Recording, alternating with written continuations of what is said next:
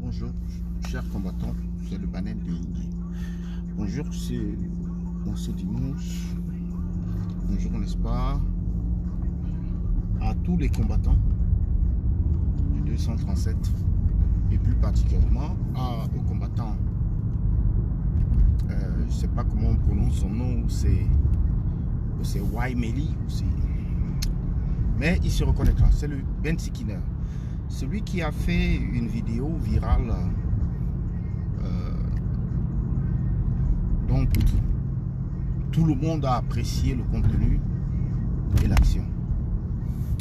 Il s'avère donc que depuis hier, ce dernier a été arrêté par des éléments de la milice au service de la dictature, et ils sont au total, on parle soit de 5, soit de 7 Bensikineurs qui ont été arrêtés juste pour avoir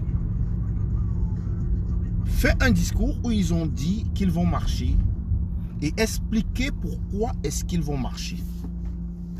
En démocratie, la démocratie telle qu'elle est définie par les sardinards, ceci est une haute trahison.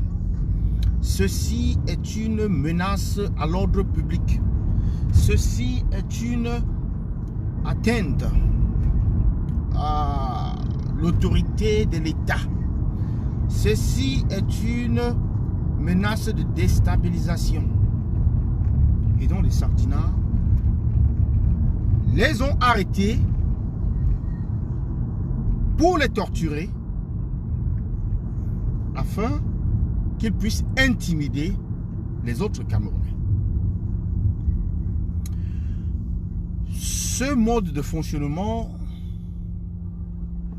nous l'avons vécu depuis pratiquement, on peut dire, depuis la naissance de ce régime, où on choisit les leaders, on coupe la tête de la révolution pour la tuer, pour la taire. Donc ici, ces jeunes hommes qui ont été arrêtés, certes beaucoup diront qu'ils ne sont pas les leaders de la révolution, mais ils sont les leaders de leur localité. Ils sont les leaders de leur terrain.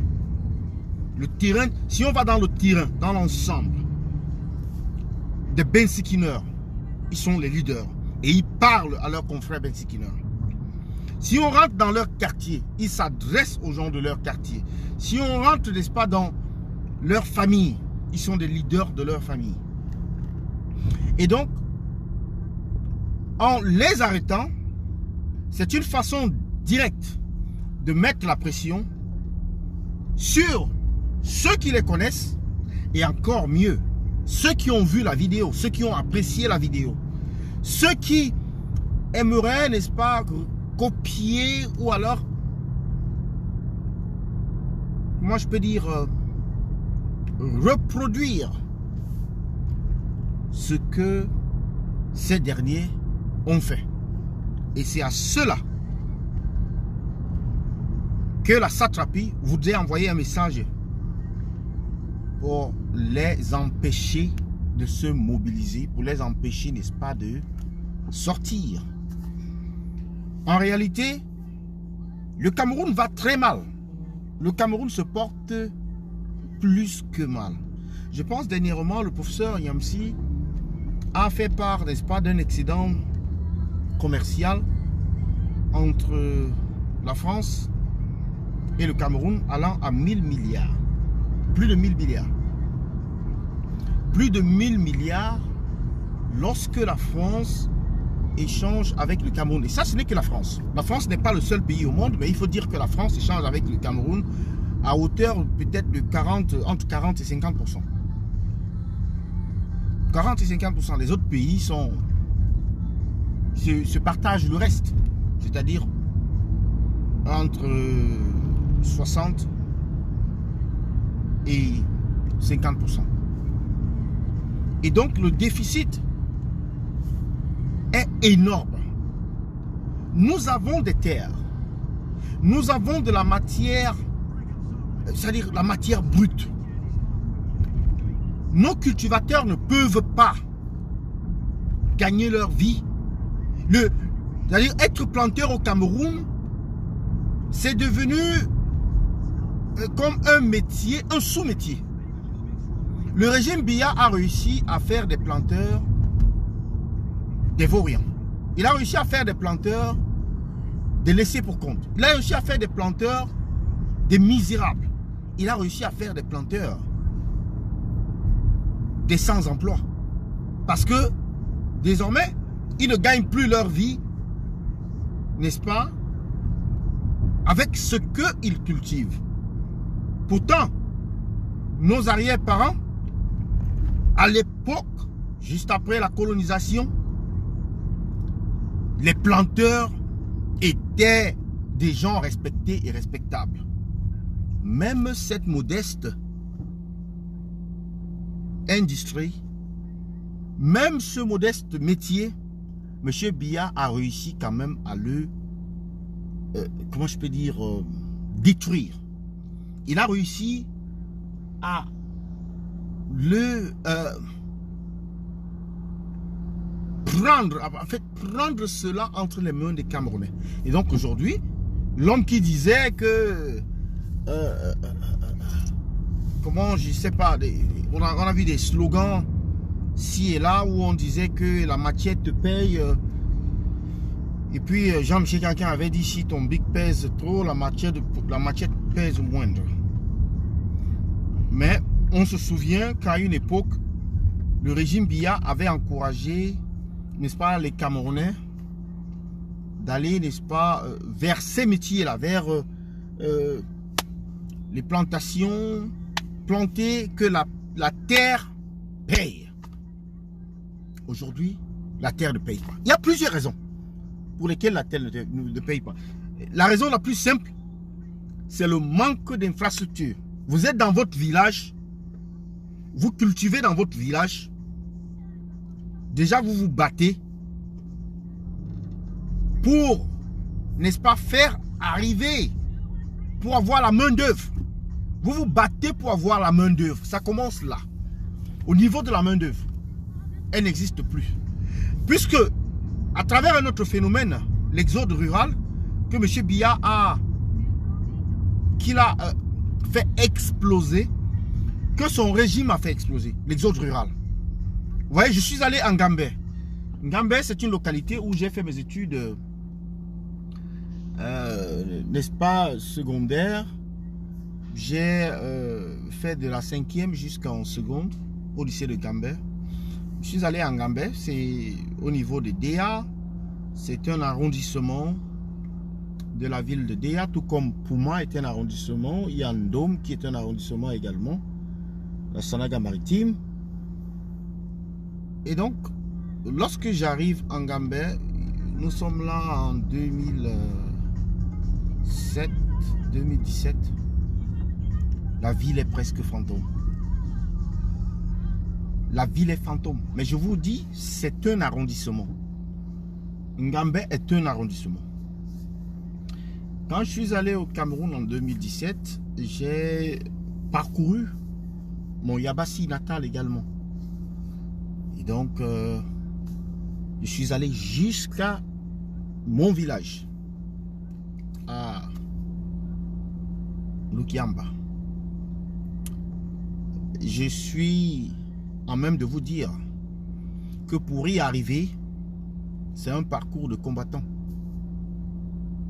Et comment pouvez-vous expliquer que quelqu'un puisse donc, d'abord, là-bas, la population est soit vieillissante, il y a des gens qui viennent abandonner simplement les enfants là-bas, il faut que les parents s'en occupent, ils sont peut-être en ville, ils se débrouillent là-bas. Il y a soit des jeunes ou des enfants et des vieillards. La population du milieu, elle n'existe pas. La jeunesse, elle a disparu. Elle a été secouée, elle a été arrachée à la terre, n'est-ce pas, par l'exode rural. L'exode rural qui est la résultante d'une autre faillite, n'est-ce pas, de ce système. Donc les jeunes fuient. Conséquent, quand vous êtes cultivateur, vous n'avez que la main d'œuvre, vos deux mains là, pour travailler. Comment vous allez faire arriver les engins dans votre plantation là-bas, au village? Ce n'est pas possible. Il n'y a pas de route. Deuxième obstacle de taille. Il n'y a pas de route. Pareil pour arriver dans les villages comme aller à Bassi, aller un peu plus loin, c'est-à-dire à Yingui, aller à Ngambé, il n'y a pas de route. Vous êtes obligé de pousser les voitures. Et alors en saison de pluie, il faut oublier. C'est ce statu quo là qu'on nous demande de préserver. Voilà ce pourquoi les sardinards combattent. Ils combattent les autres Camerounais qui disent que non, nous ne pouvons pas accepter cet état de fait. Nous ne pouvons pas accepter ces conditions de vie. Nous méritons beaucoup mieux que ce que nous avons là. Et à ces gens-là de dire non, taisez-vous. Ici, on ne se lève pas ou on ne se dresse pas contre le régime. Donc vous exprimez, c'est une menace à l'ordre public. Rien que vous exprimez, c'est une menace à l'ordre public. Vraiment. Et on nous dit qu'on est en démocratie. Les mêmes sardinards vous le chantent tous les jours, qu'on est en démocratie. Est-ce donc cela que nous devons accepter et nous taire? Accepter cet état de fait que les Camerounais meurent. Ils meurent lorsqu'ils n'ont pas besoin de mourir. Lorsqu'ils ne doivent pas mourir. Rien qu'en circulant comme je circule là, ils meurent. Oui, on vous dira que partout au monde, les gens meurent par accident, etc. On vous le dira. On vous le dira partout au monde. Il y a des inondations. On vous le dira. On vous le dira que partout au monde, les gens meurent de maladies. Le coronavirus tue partout. D'ailleurs, même les États-Unis sont champions au monde, disons-le. On vous le dira. Tout ceci pour vous empêcher de revendiquer quoi que ce soit. De revendiquer la bonne gouvernance. De revendiquer la démocratie. De revendiquer les libertés. Les libertés individuelles. Les libertés qui sont pour autant inscrites dans notre constitution. Mais dont nous ne jouissons de rien. De rien du tout. Nous sommes des valets, nous sommes des objets. Des objets qu'on utilise quand on veut, comme on veut. Et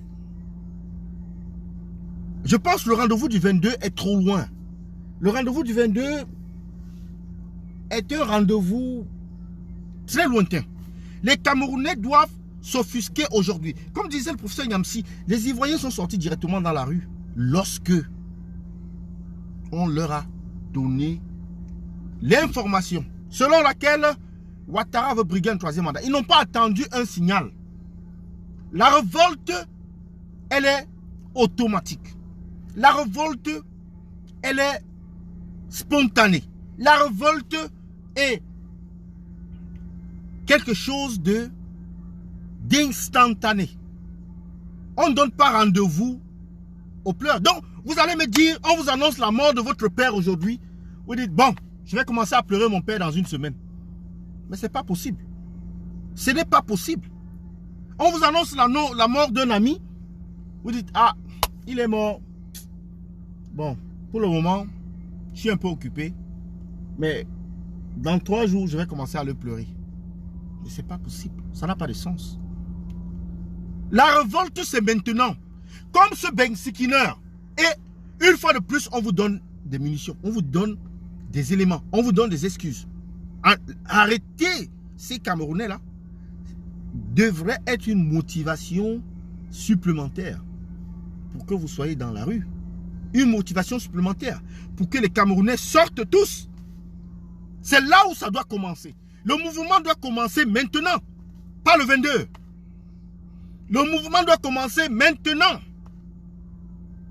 Chers combattants, revisez vos méthodes. Parce que les sardinats sont habitués par le passé. Les mobilisations ont échoué pratiquement parce que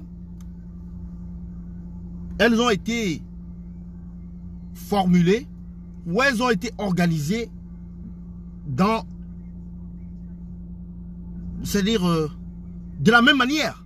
C'est-à-dire on donne une date, on dit poste central aujourd'hui, on va envahir la poste centrale le 12. Non! Camerounais, sortez, c'est maintenant ou jamais. C'est maintenant, c'est maintenant. On ne donne pas rendez-vous, n'est-ce pas, pour pleurer. Les Camerounais sont en deuil. Ce qui se passe au Nozo, c'est bel et bien au Cameroun. Ça nous concerne. Donc nous devons sortir pour dire non. Pourquoi donner rendez-vous? C'est maintenant, c'est ici que ça se passe. Donc, chers combattants, l'heure est à la révision de notre stratégie. La stratégie selon laquelle il faut se donner une date unique pour, n'est-ce pas, faire bouger les lignes ne marche pas. Il faut mobiliser maintenant. Il faut mobiliser à l'instant T. Lorsqu'on n'est pas content, on le fait savoir immédiatement. On ne donne pas rendez-vous. On ne donne pas de rendez-vous. Donc, j'en ai terminé là pour ce matin. Libérez tous les prisonniers politiques. Libérez les bensikineurs qui ont été arrêtés injustement pour avoir utilisé, n'est-ce pas, leur liberté d'expression et leur liberté de penser.